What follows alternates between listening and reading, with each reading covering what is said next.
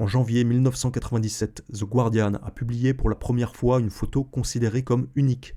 Elle perce le mur du secret qui entoure l'une des organisations les plus mystérieuses de Grande-Bretagne en révélant un grand rassemblement de policiers londoniens portant gants blancs, écharpes brodées et tabliers en peau d'agneau. Au moment où la photo a été prise, ces 60 hommes étaient tous membres de la loge maçonnique 91-79, plus connue sous le nom de Manoir St. James. Cette loge, fondée en 1986, est exclusivement réservée aux officiers de police de Scotland Yard. La précieuse photo avait été transmise au Guardian par des policiers n'appartenant pas à la franc-maçonnerie. Elle semble avoir été prise lors d'une tenue inaugurale réunissant des policiers qui occupaient alors les postes les plus puissants des forces de l'ordre londoniennes, tous ayant en commun l'originalité d'avoir eu les yeux bandés avec un nœud coulant autour du cou et une épée pointée sur le cœur, alors qu'on les avertit que s'ils brisent leur vœu de silence et de loyauté, ils auront la gorge tranchée et la langue arrachée. Un peu comme chez les mafieux. C'est-à-dire qu'on a là des réseaux de pouvoir, et on le sait dans le cas de l'inceste, l'emprise, le pouvoir, c'est important, mais c'est aussi important en démocratie. Est-ce qu'on va mettre fin à des réseaux qui empêchent de réellement exercer la volonté des peuples? Je pense que ça aussi, c'est une question essentielle. C'est sur l'avenir qu'on va juger.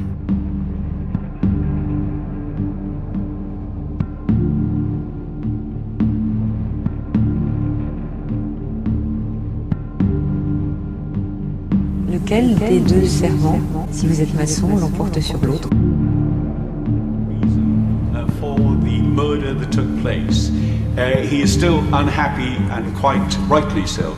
I'm one of the few backbenchers that had the opportunity of reading an amazing document called Operation Tiberius. Why the contents of Operation Tiberius document is so deeply shocking. It tells the story of crimes planned by little units of police, serving police officers of all various ranks and criminals. And they met not in clubs or pubs where they'd be observed, but they met in the branches of a fraternity that is secret. And the crimes are horrendous. The crimes are plotting crimes, organising crimes, carrying out crimes, covering up crimes, and using people who were corrupted in all branches of government. And the report, it exists, it's there, it's deeply serious.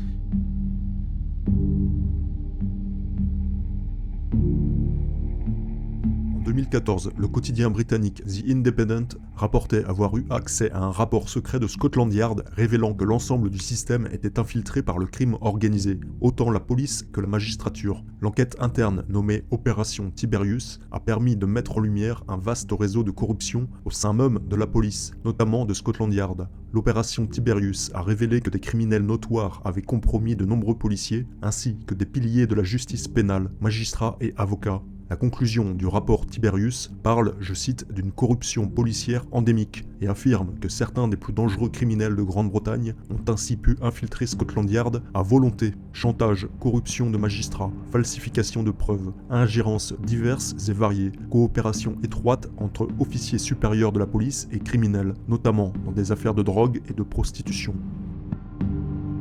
Comme nous allons le voir, le rapport Tiberius nous apprend que la franc-maçonnerie et son réseau occulte et souterrain n'est pas étrangère à ce pourrissement des institutions.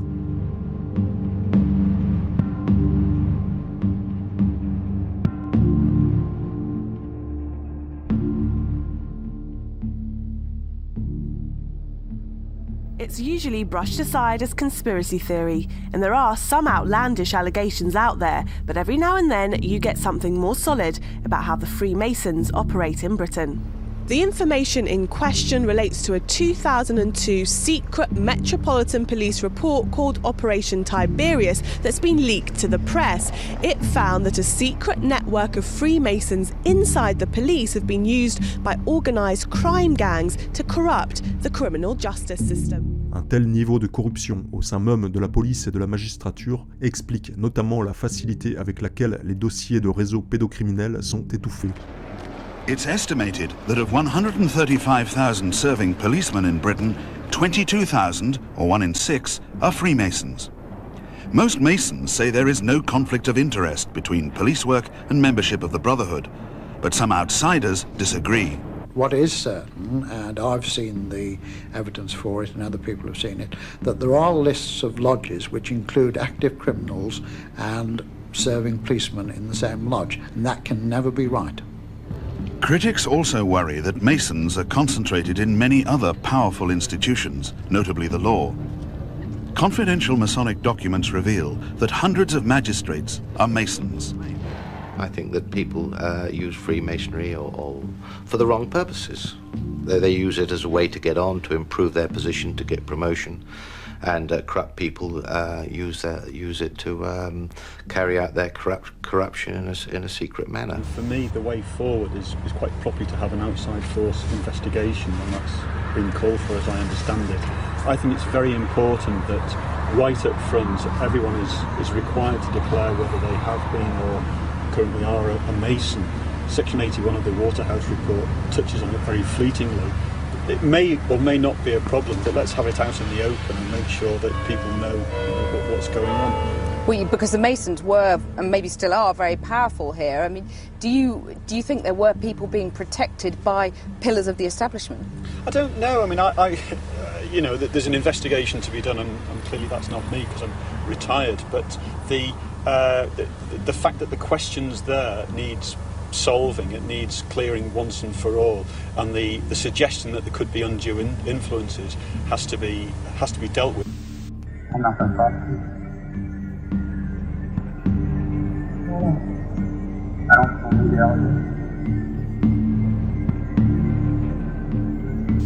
La BBC a elle-même traité de l'opération Tiberius dans un documentaire de 2016 intitulé Cops, Criminals, Corruption, The Inside Story. This is the story of the battle against bank cops, revealed for the first time by those who were there. In 2002, a secret Met report called Tiberius warned that some officers were in the pay of crime groups like the Hunt Syndicate.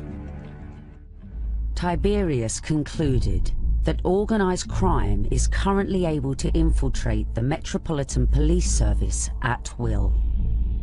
Bien évidemment, ce documentaire d'1 heure passe sous silence la nature du réseautage ayant facilité l'enracinement de cette corruption. Avec la BBC, le temple est couvert. Car en effet, le quotidien The Independent a non seulement révélé publiquement l'opération Tiberius, mais également le ciment reliant les traîtres fonctionnaires corrompus, c'est-à-dire la franc-maçonnerie. Le journaliste Tom Harper a révélé le secret de Polichinelle. Des réseaux occultes de francs-maçons sont à l'origine de la corruption du système judiciaire. Le rapport explosif de l'opération Tiberius a divulgué que les criminels utilisent leurs contacts au sein de la franc-maçonnerie pour, je cite, « recruter des officiers corrompus à Scotland Yard ». Autrement dit, les frères au poste clé s'entraident dans la criminalité, faisant passer le serment maçonnique avant l'intérêt public. Tandis que les médias mainstream pleurnichent en criant à la théorie du complot dès que l'on effleure le sujet des réseaux maçonniques nuisibles et parasites, l'opération Tiberius et par la suite le projet Riverside ont clairement mis en lumière cette crasse institutionnelle qui conduit régulièrement à des propositions de loi visant à ordonner légitimement que tous les policiers et juges déclarent leur appartenance à cette société secrète.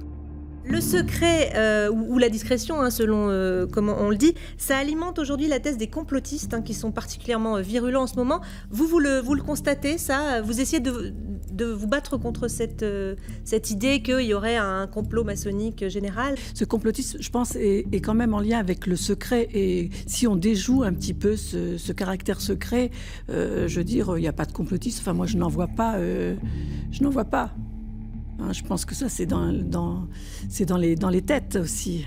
L'idée qu'il existe des procédures secrètes, des savoirs secrets, des connaissances, des pratiques, etc., tout cela fait partie, quelque part, d'un imaginaire fantasmagorique qui génère des fantasmes, qui génère des passions, qui génère des croyances, Le député britannique Dale Campbell-Severs a lui-même publiquement déclaré que plus de 250 policiers ont été contraints de démissionner suite à des enquêtes internes ayant révélé leur appartenance à certaines loges maçonniques dans le cadre d'un complot criminel.